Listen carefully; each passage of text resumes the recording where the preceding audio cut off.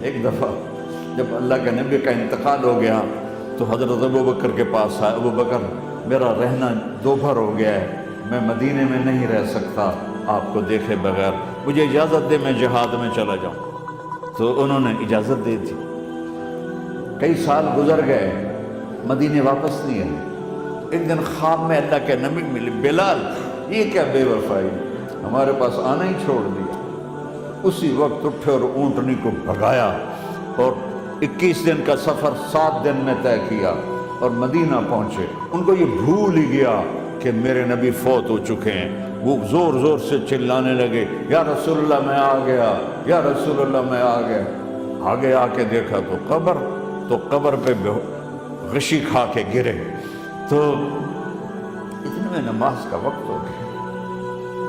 تو انہوں نے قسم کھائی تھی کہ جب اللہ کے نبی فوت ہوئے تھے کہ آج کے بعد میں اذان نہیں دوں